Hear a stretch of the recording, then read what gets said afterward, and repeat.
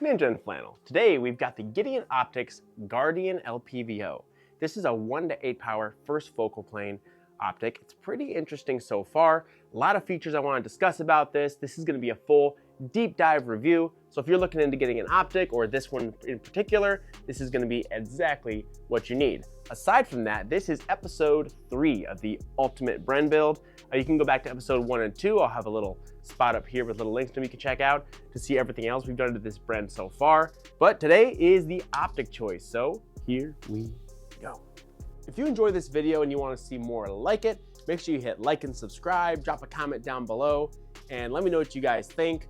Channel's growing big, a lot of new content coming, so make sure you hit that subscribe button and tap that bell so you don't miss upcoming content.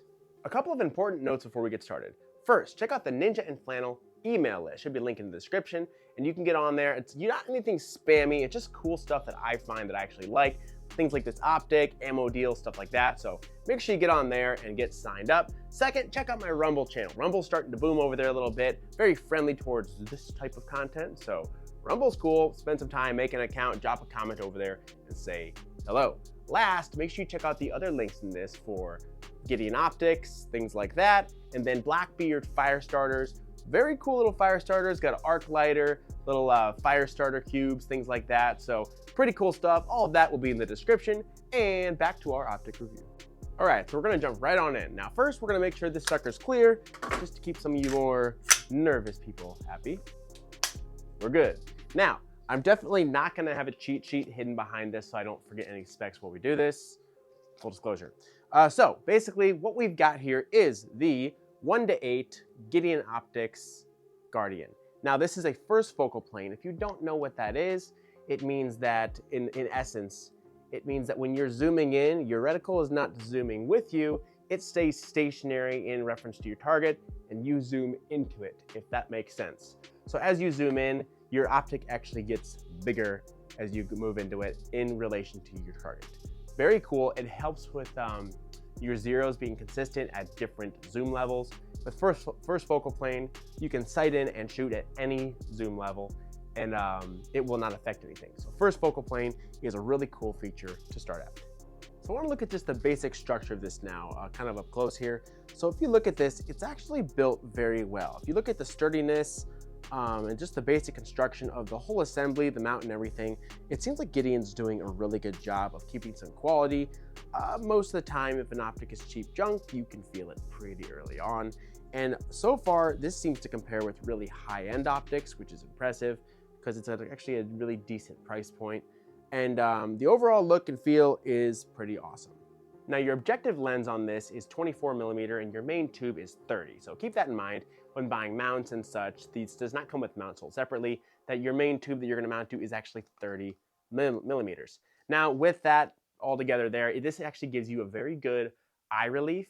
I believe the eye relief, back to my cheat sheet here, is 3.5 inches, which actually feels really nice. The eye box, it's got a very decent eye box, especially when you're on 1 power. You can pull up pretty quick, never as fast as a red dot LPVOs are, but you can pull up pretty quick and it's not too bad. And then your actual field of view downrange is really good. Spec sheet here says 116 foot by 14 foot, something like that. So pretty cool. Now your overall weight is 17.6 pounds. So you have a little bit of weight. Now when you go at red dots and stuff, you can get things pretty light. Just the nature of LPVOs, the amount of glass and material here, you're gonna have a little more weight going on. Now, moving into some more of the functions here, this is in fact parallax free at 100 yards. They explained that moving inward of 100 yards, you will get some parallax, but it's small enough where it's not really going to matter that much moving in closer. However, moving further, you will experience parallax. That's where not having a brace like mine here, just stay. Not having a brace like mine here, giving good consistent cheek well, things like that will matter, especially when you start to stretch out. This is rated to be shockproof and waterproof. I'm sure everything has its limits. There's limitations listed there, but for the most part, you're not gonna have to worry about that at all. Now we're gonna move into the turrets and adjustment section. So looking closely at your turrets here, it's pretty nice. They have really good engraving, not just printed on the actual values here. So it's not gonna be, even if it gets scratched off over time or something like that, the paint, you'll still have it actually engraved. Pretty cool here. You'll see that this is actually locking. So You hear that nice click. And they pop down, then they don't move. Now you can also see the flathead on the top. You can zero these, take your scopes off and put them back to zero to keep a more, when you make adjustments on the fly, you can move around and then re-zero your rifle every time. Pretty sweet. Now these are actually half MOA adjustments per click. So pretty nice there. And then they also have a BDC system with the numbers themselves that link up with the reticle, which we'll get into a little later on. Aside from that, so this also uses a CR2032 3-volt lithium battery. I don't actually see what the battery life on it is. I know most LPVOs, it's not that great. However, part of the reticle has kind of engineered a way where that's not as important. I mean, the illumination's good, but the way it's designed, it's not as essential as it normally is for close quarters. We'll get into that a little later. Aside from that, this does have 11 settings, as you can see, to go through. I'll throw up a little thing here. You can see what those actually look like. 0 has a little dot there. It indexes where it goes.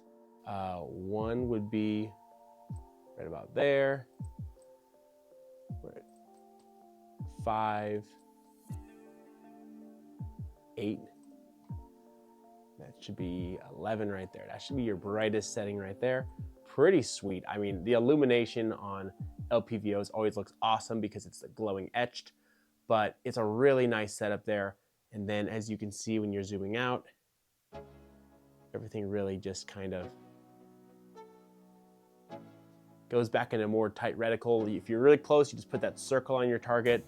Pretty cool setup. I just love first focal plane. It's just a cool concept to me, especially since I didn't always shoot it. It's a little newer to me.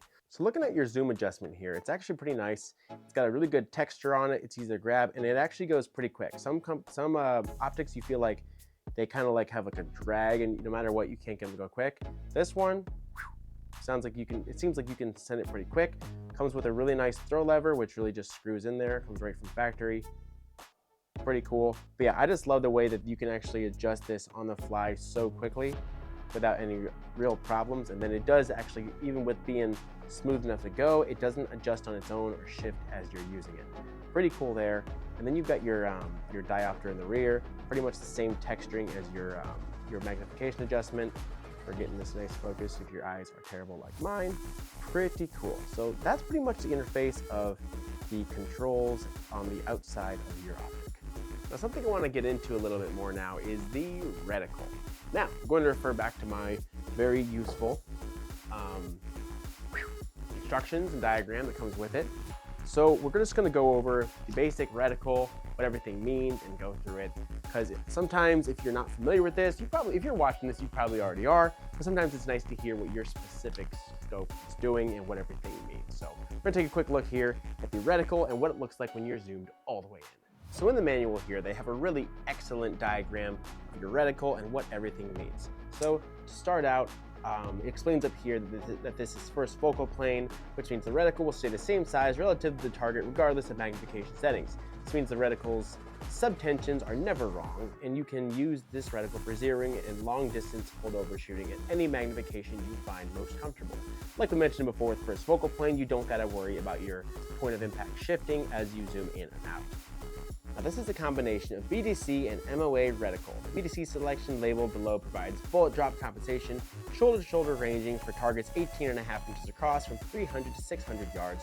Bullet drop compensation works best when shooting 55 grain M193-556 NATO ammunition from a 16-inch barrel, although 62 grain M855 ammunition will also be very close.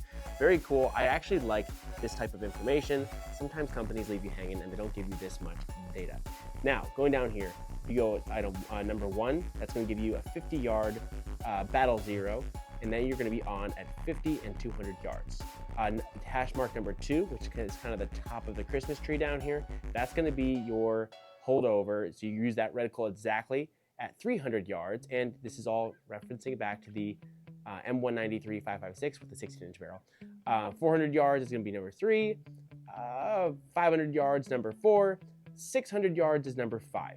Now that is pretty sweet. You do have to kind of remember this in your head, but the cool thing is that As long as you have targets that are like silhouettes or something like that, you can use their ranging reticle here. And then as long as this little line here in the Christmas tree fits your target, you know which one to use. So you just use your ranging automatically, and you should be able to make hits all the way out to 600 yards with reasonable accuracy, reasonable combat accuracy. The rest of this is actually MOAs, and it is a 2 MOA tall, 4 MOA main crosshair in the middle. Pretty cool. The adjustments here are all in MOA like they say, so the rest of it you can use with your scope to make your adjustments more easily. Another excellent thing to note here is that when you're in 1 power, all of these kind of teeth or arrows, whatever you want to call them, they're all zoomed way in tight. So they kind of function almost like an EOTech, where you have your little donut and your reticle in the middle. They all kind of work together to draw your eye to where your actual reticle is at. So even when you're not using magnification, you can still get pretty quick sight alignment in close quarters. Now, when you zoom in, because it's first focal plane, these all kind of zoom out of your way. There's actually a ring out here that you don't even see anymore when you zoom all the way in. So you're able to get all of that nonsense out of your way, because it gets a little annoying when your primary reticle is clustered when you're shooting somewhat long range. So I don't want to get too deep into it because it's already been over debated over time. But there is the difference between the red dot magnifier, LPVO, and ACOG. Now, I will say though, that if once you get past like 50 yards, something like that, this sucker really starts to shine above most other things, to be honest. Now, I will say under 50 yards, like the 1 power, you can move pretty quick and you can get really good with it, but it's just hard to feel like you could ever be faster with a 1 power LPVO than you can with just a straight red dot. Really hard to beat. A regular red dot is awesome, but I will say 50 yards is very close. But after that, this thing just really starts to take over, and it's a really good option just using the LPVOs. So I might get into these a little more in the future. I've never gone the LPVO route long term. Like, I've messed with them a lot over time, but I usually go red dot and magnifier, or micro prism and magnifier. But this is a pretty sweet option, and this sucker might be where I start to shift a little bit. We'll see. So we're gonna hop over into the price side of this for a little bit. So on that note, there's gonna be a link for this in the description. It is an affiliate link, and it does help support the channel, full disclosure. But these are about $469 right on Gideon's site, straight from them. So that's the link I'll have there. Not a bad deal, especially when you look at other things like maybe the Voodoo and stuff like that. $469 is not bad. You could get a lot less for a lot more, to be completely honest. So I feel like the price-wise, there's not too much to say about it other than the fact that it's a really good price for such a quality optic. So all in all, the Gideon Optics Guardian is sweet. It really is a good optic. It's gonna be staying on my Bren permanently. I've actually had a lot of optics going off and on of this, trying to figure out what I liked. And this is definitely what's gonna be staying here. As far as the Bren build goes, this brace is probably gonna be what goes next to figure out what we're gonna put on here permanently. But yeah, pretty awesome optic here. Check it out, and let me know what you guys think in the comment section. Farewell.